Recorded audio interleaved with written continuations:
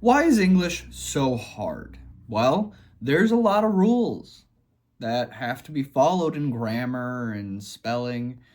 There's not a consistent way to spell words or even say them. But what else do you expect from a language that has been influenced by so many languages?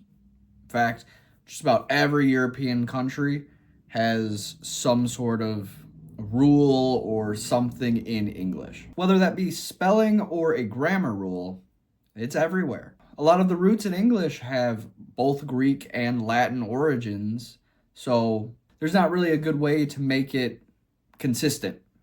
But that is what we're going to try and do today. We are trying to fix the English language. Well, we probably won't get through the whole English language and all that, but we're starting with the alphabet. But first, here's a brief history of the English language and its alphabet. English is a Germanic language, which is basically language stemming from the Proto-Germanic people, which is the common ancestors of the Germanic language. That being English, German, Dutch, Swedish, and some of the languages that sound like these. And the history of the alphabet is actually interesting. It went through many changes over several hundred years. And it is a mix between Latin that the Romans brought over and Futhric, which is basically what the Anglo-Saxons used, which looks like Viking runes. Then about 1,000 years ago, Middle English came around, which replaced Latin as the scholarly language. Then in the 15th century, with the invention of the printing press, we had to standardize spelling because I guess nothing was spelled consistently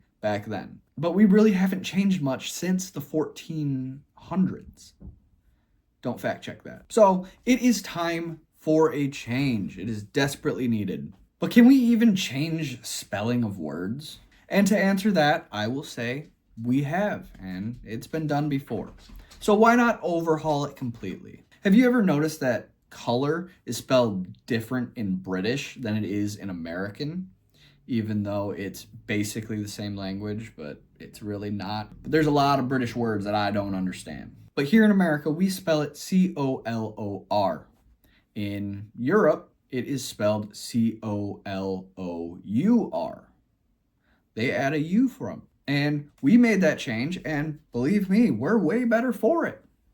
So why not fix the alphabet? But let's start fixing the alphabet. But if you're not familiar with it, here's the alphabet. It's A, B, C, D, E, F, G, H, I, J, K, L, M, N, O, P, Q, R, S, T, U, V, W, X, and Y.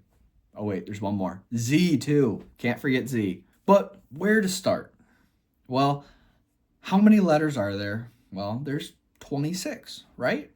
But if you actually think about it, there are 52 characters in the English alphabet, with both upper and lowercase letters. So let's get rid of lowercase letters. We don't really need them. There's no point in having uppercase and lowercase. Let's just have one a case, Except we're not going to change H and X. Those will both be lowercase. Why they're lowercase? I don't know too well myself, but I asked my brother, who is very dyslexic, and he said, trust me, bro. So I guess we're going with it. But what else can we fix? Are there any letters that are not needed? And there is one, and that letter is C, which has two sounds, a K sound and an S sound. So why do we need it at all? Let's get rid of it. It's gone. C no longer exists because it can be replaced with K and S. Why have it? But one of the biggest problems in English is inconsistent spelling and silent letters, double letters. Like, why do we need all that? So to fix that, we're going to start spelling words exactly how they sound. No more adding an extra M when there's two of them, or a T, two T's, We don't need that. But that leads us into a new problem, and that being, what do we do with words like lead or ice? Because the vowel combinations change the sounds, but how do we fix that? Well, we need an indication for a hard vowel sound and a soft vowel sound. And the best way to do that is with both uppercase and lowercase vowels, for the most part. There is enough differences between A, E, and I to get away with that because they're very different from uppercase to lowercase. But with O and U, they are literally just a smaller version.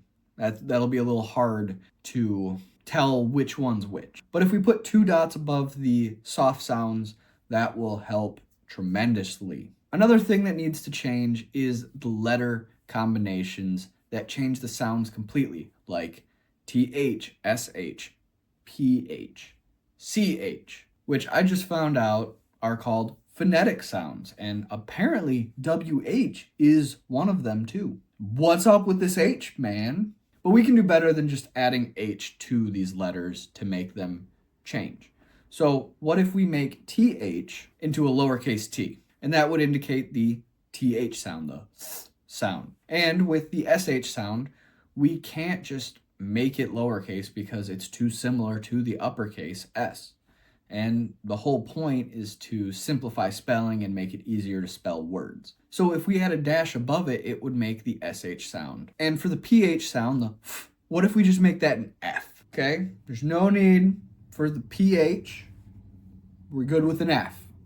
All right. And the hardest one to change is going to be the CH sound because C no longer exists in our new alphabet. So if we make it a K with a dash, that would work great. And for WH, well, I don't think anybody pronounces the H, so just make it a W. Another question I ask is, why do we have words like A, I, but U and R are not also letters? So we're going to make those into letters. So U is just going to be U, Y is just going to be a Y, and then R is going to be an R. Simple solution. It'll help with everybody. And there's a few more rules that I'm not sure quite how to fix, but what to do with words that are said the same but spelled differently, like bear and bear, flower and flower, and the only way to fix them is by making a new word or using context to figure out which one's which. And then for flour, we can just say like